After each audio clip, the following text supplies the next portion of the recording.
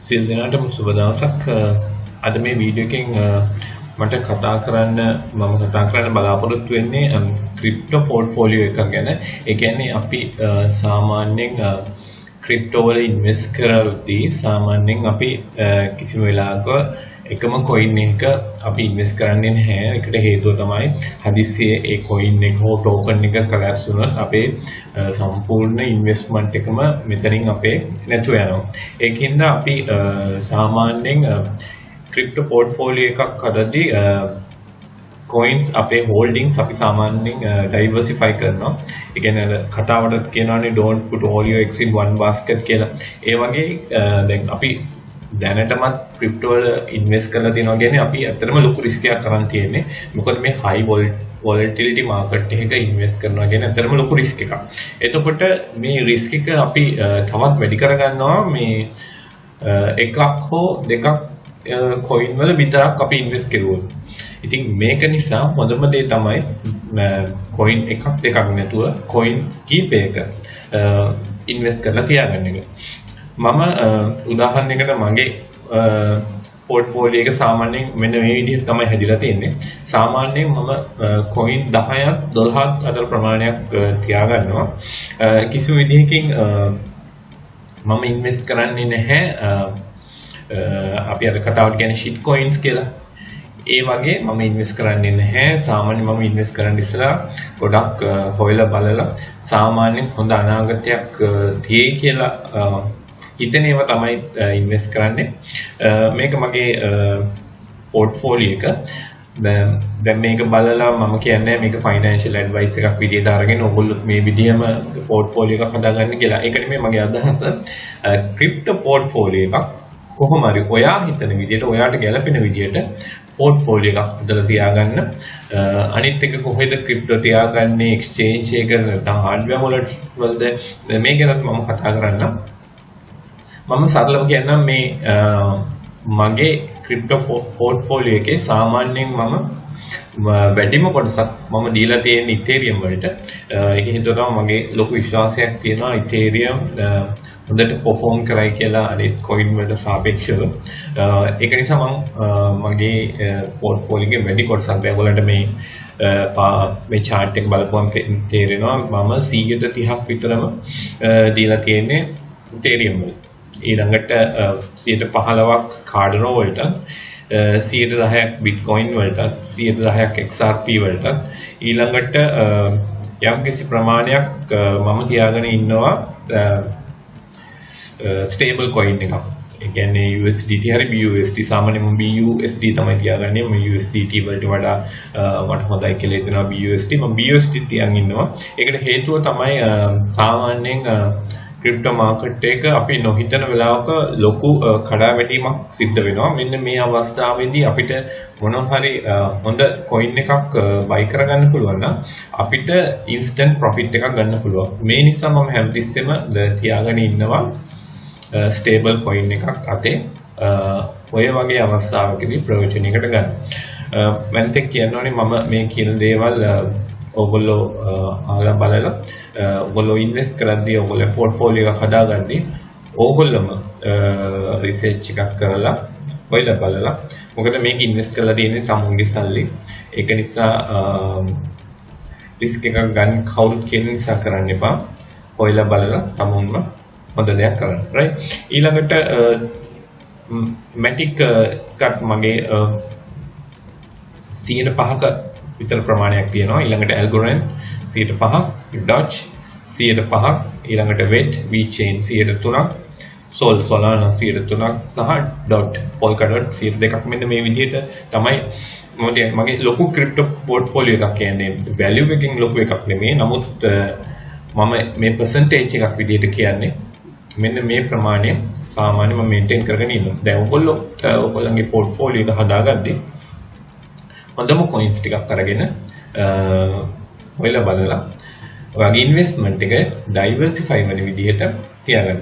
දැන් අපි සාමාන්‍යයෙන් මේක මේ විදිහට කොයින්ස් කීපයක් තියාගන්න නැතුව එකක් හෝ දෙකක් තියාගත්තා නම් වෙන්නේ අපි දන්නේ නැහැ ওই ප්‍රොජෙක්ට්ස් ඔය තියෙන පිටිපස්සේ තියෙන කම්පැනි මොනවද ඔයාලට වෙන්න පුළුවන් බලපෑම් මොනවද අනාගතේ එහෙම කියලා. එහෙම නිසා ලොකු කඩාවැටීමක් ඇති වෙලා සමහර විට මේ ප්‍රොජෙක්ට් එක නැතුවම යන්නත් පුළුවන්.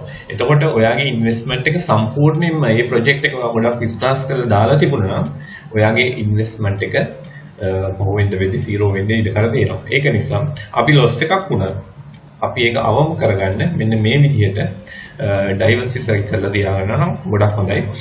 මම මේක රචුට්ටක් පැහැදිලි කරන්නම් වැලියු එකක් අරගෙනම.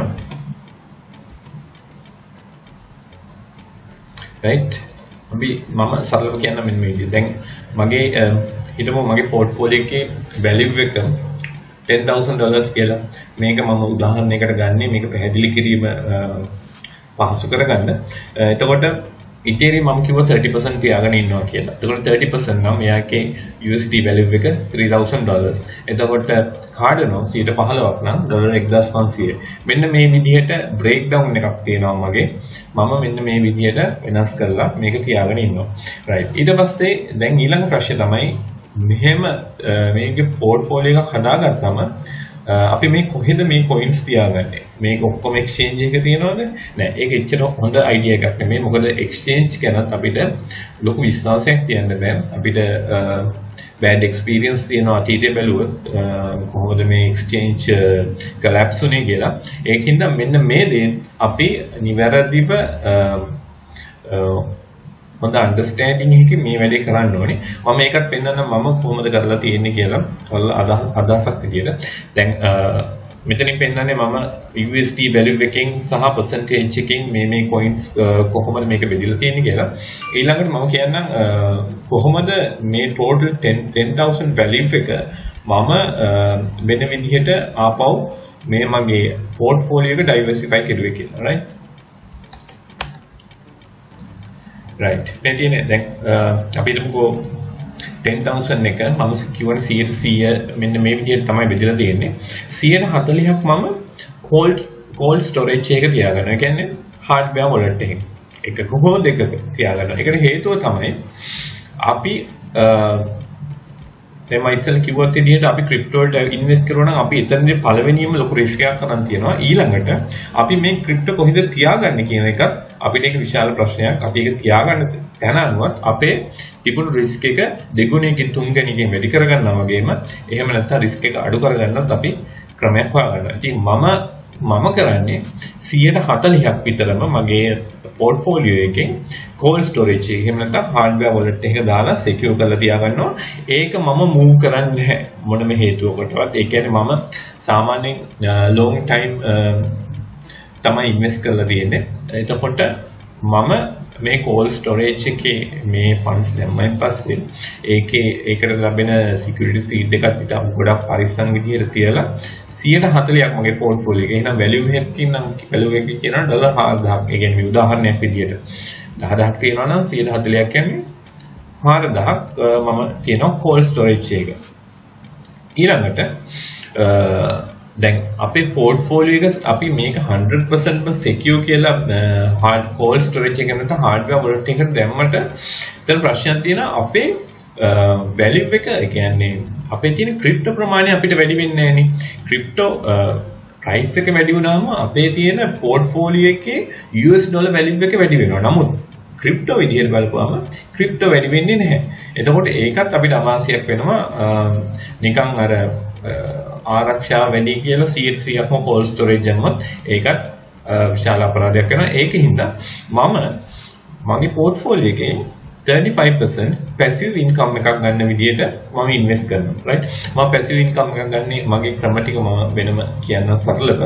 ඊට අමතරව 25%ක් මම ට්‍රේඩින් වලට දාලා තියෙනවා. එතකොට passive income එකෙන් සහ trading වලින් ආදායමක් ලැබෙනවා නම් ඒකත් මම ගොඩක් වෙලාවට තියාගන්නේ ක්‍රිප්ටෝ වලින්. ඒ කියන්නේ USDT සහ BUSD කියන stable coin වලින් තියාගන්නේ නැහැ. ගොඩක් වෙලාවට ක්‍රිප්ටෝ වලින් තියාගන්නේ හේතුව මට මගේ ක්‍රිප්ටෝ ප්‍රමාණය වැඩි කරගන්න අවශ්‍යයි. එතකොට passive income එකෙනුයි trading වලින් එන profit එකක් ආවොත් ඒ කියන්නේ passive income එකෙන් නම් කොහොමද profit එකක් එනවා. නමුත් trading වලදී අපිට කියන්න බෑ loss එකක් වෙන්නත් පුළුවන් profit එකක් වෙන්නත් පුළුවන්. කොහොම වුණත් profit එකක් ආවොත් ඒකත් ක්‍රිප්ටෝ විදිහටම තියාගන්නවා පැසිව් ඉන්කම් එකෙත් එන එකත් ක්‍රිප්ටෝ විදිහටම තියාගන්න. ඊළඟට අපි මම පෙන්නන්නම් මොනවද මම පැසිව් ඉන්කම් එකේ ට්‍රේඩින් එකේ කරන්නේ මොනවද කියලා. right. ඒක මෙන්න මේ විදිහට මම කියන්නේ දැන් cold storage එක මම කියන්නේ 40% මම cold storage එකේ තියා ගන්නවා කියලා. සාමාන්‍යයෙන් මම ledger nano ledger product එකකුයි safe pan එකයි use කරනවා මගේ cold storage එකට. ඒකට හේතුවක් තමයි මෙතන තියෙන companies දෙකක්. නමුත් ඔකේ තියෙන security features BIP39 ඒව කොහොමත් common. නමුත් වැඩි safety එකට මම එක wallet එකක් නෙමෙයි wallet වර්ග දෙකක තියාගන්නවා. දැන් අපි හිතමුකෝ ledger එකේ 20% තියාගන්නවා safe pan එකේ 20% තියාගන්නවා. එතකොට හදිස්සියේ ledger එක මොකක් හරි device එකේ problem එකක් වුණොත් ප්‍රශ්නයක් නැහැ අපිට මට අලුතින් ledger එකක් ගන්නකම් මේකේ තියෙන recovery seed එක use කරලා මට safe pan එකට import කරගන්න පුළුවන්. එහෙම පුළුවන් කමකුත් තියෙනවා. අනිත් එක තමයි මේ cold storage safe pan වගේ එකක් ගත්තොත් එහෙම මෙන්න මේ safe pan එකේ තියෙන disadvantage එකක් තමයි stake කරන්න බෑ. staking facility එක දීලා නැහැ. දැන් අපි ගත්තොත් එහෙම Cardano එහෙම නැත්නම් Tron සහ Tezos Algorand මේවා ledger එකේ තියාගත්තම අපිට ledger එක ඇතුළෙම stake කරන්න පුළුවන්. ඒ කියන්නේ වෙන pool එකකට යවන්නේ නැතුව ඔයාගේ wallet එකෙන් තියන් stake කරන්න පුළුවන්. එතකොට මේ ledger එකේ වාසියක් තියෙන්නේ staking facility එක දීලා තියෙනවා. right? එතකොට safe pan එකේ ඒ staking facility එක දීලා නැහැ. එතකොට මම කරන්නේ මගේ මේ 40% තියෙන cold storage එකකින් staking නැති coins තියෙනනේ ඒ ටික safe pan එකට දාලා stake කරන්න පුළුවන් ටික ledger එකට දාගන්නවා. එතකොට ledger එක ඇතුලේ මට stake කරපුවම මෙතනින් වෙනම ආදායමක් හම්බ වෙනවා. එතකොට මම කියපු 35% passive income එක මම මේ විදිහට බෙදා ගන්න තියෙනවා low risk high risk කියලා. දැන් කොහොමද passive income එකක් ගන්න අපේ ළඟ coin තියාගන්න බෑ අපිට වෙන pool එකකට යවන්න වෙනවා. එහෙම නැත්නම් වෙනත් third party application එකකට දාන්න වෙනවා. එතකොට ඒක risk එකක්. ඒ කියන්නේ cold storage එක තියාගන්නවා වගේ නෙමෙයි passive income එකක් ගන්න නම් වෙන තැනකට වගේ funds යවන්න. එතකොට ඒක risk එකක් නේ. මම මේ risk එකත් diversify කරලා risk එකත් කොටස් දෙකකට බෙදලා තියෙනවා low එකයි high එකයි. දැන් මේ ඔක්කොම 35% මම එක project එකකට දාගන්න නැතුව වෙන වෙන project වලට දාගැනීමෙත් එක හේතුවක් තමයි මේ projects ඔක්කොම එකපාර collapse වෙන්නේ නැහෙනේ. එතකොට එතනත් මම risk එක අඩු කරගෙන තියෙනවා වෙන projects වල invest කළා. දැන් low risk කියන එක උදාහරණයක් තමයි මේ online wallet වල stake කරන්න පුළුවන්. දැන් atomic wallet එක ගත්තොත් ඒක ඇතුලේ stake කරන්න පුළුවන්. stake කරන්න පුළුවන් Solana stake කරන්න පුළුවන් Cardano පුළුවන් ඔය වගේ coins කීපයක් කරන්න පුළුවන්. ඒ වගේම Exodus එකෙත් පුළුවන්. මෙන්න මේ වගේ wallets මම use කරලා මගේ මේ 35% වලින් යම් කිසි කොටසක් මෙතෙන්ට දාලා මම මෙතනින් ගන්නවා passive income එක. එතකොට high risk එක. මේ high risk investment එකත් මම කරනවා ඒ risk එක මගේ risk appetite එක මගේ තියෙනවා ටික high risk appetite එකක්. නමුත් පේන ඕගොල්ලන්ට මගේ කවදාකවත් මම 100% මගේ portfolio එක high risk එකට දාලා නැහැ. මෙතන සාමාන්‍යයෙන් 10%ක් 15ක් විතර තමයි මේ high risk එකේ තියෙන්නේ. high risk කියන්නේ මෙන්න මේ වගේ එකක්. ඒ කියන්නේ අපි ගත්තොත් savings account Nexo Celsius වගේ apps තියෙනවානේ. ඒ app වල අපි මේ අපේ funds තියාගෙන ඉද්දි annually අපිට interest එකක් ලැබෙනවා.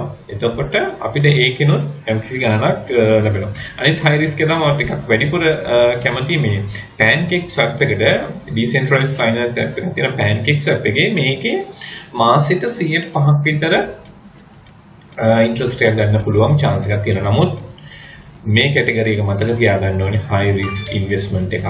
එතකොට මෙතෙන්ට ඔයා දාන්න ඕනේ ඔයාට නැති වුණාට කමක් නැහැ කියන මුදල් ප්‍රමාණයක්. ඒ කියන්නේ අපි මෙතන මුලින්ම කිව්ව විදිහට ක්‍රිප්ටෝ ෆීල්ඩ් එකට ආවම රිස්ක් එකක් කරන් තියෙනවා. ක්‍රිප්ටෝ ෆීල්ඩ් එකට ඇවිල්ලා මෙන්න මේ වගේ ප්‍රොජෙක්ට් එකකට ඉන්වෙස්ට් කරනවා කියන්නේ ඔයාගේ රිස්ක් එක දෙගුණයකින් තුන්ගුණයකින් පස්ගුණයකින් වැඩි කරගෙන තියෙනවා. නමුත්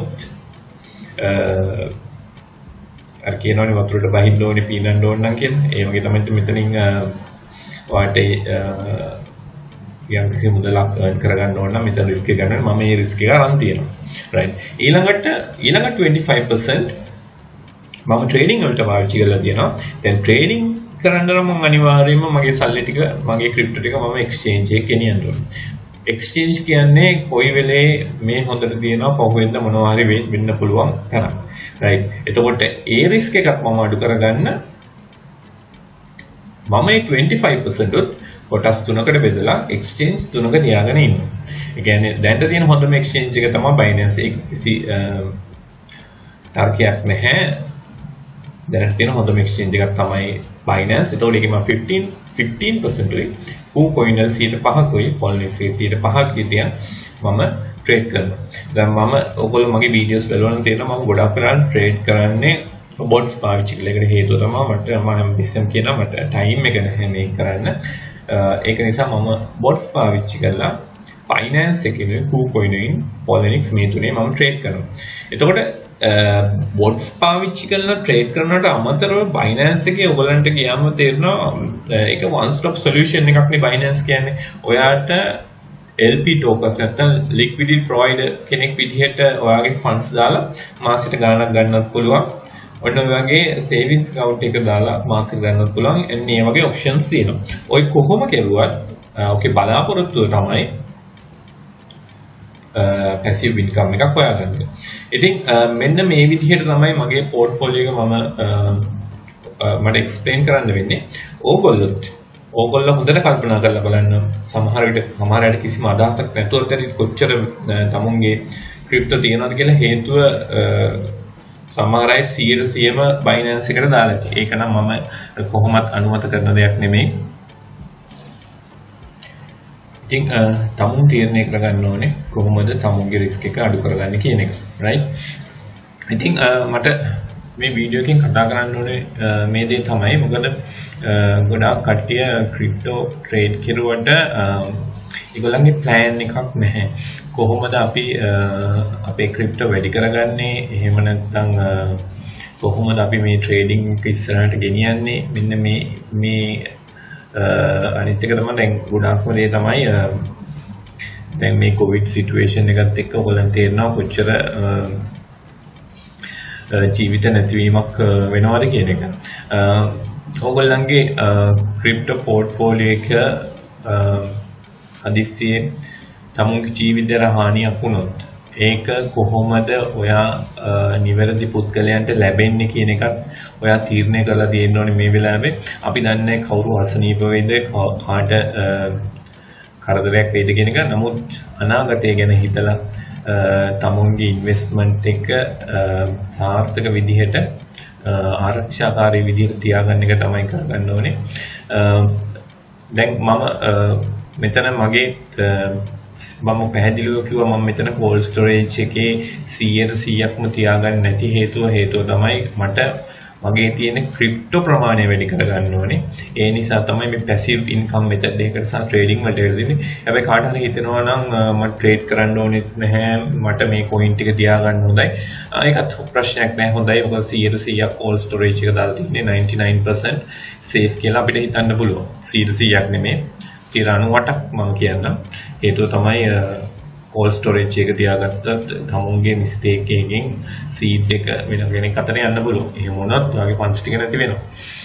ඉතින් තමුන් තීරණය කරගන්න තමුන්ගේ portfolio එක කොයි වගේද වෙන්න ඕනේ. මම කිව්වේ මේ මගේ portfolio එක මම කරන දේ. ඒතකොට ඔයාලට මේ වීඩියෝ එක බලපුවම ඔයාගේ ඔළුවට අදහසක් යනවා මම මොනවද කරන්න ඕනේ කියන එක. මම හිතනවා ඔයගොල්ලෝ මේකෙන් බලන්න මේක වැදගත් වෙයි කියලා. ඉතින් එහෙනම් ආයෙත් ඊළඟ වීඩියෝ එකකින් හම්බෙමු. සිල් දෙනාටම සුබ දවසක්.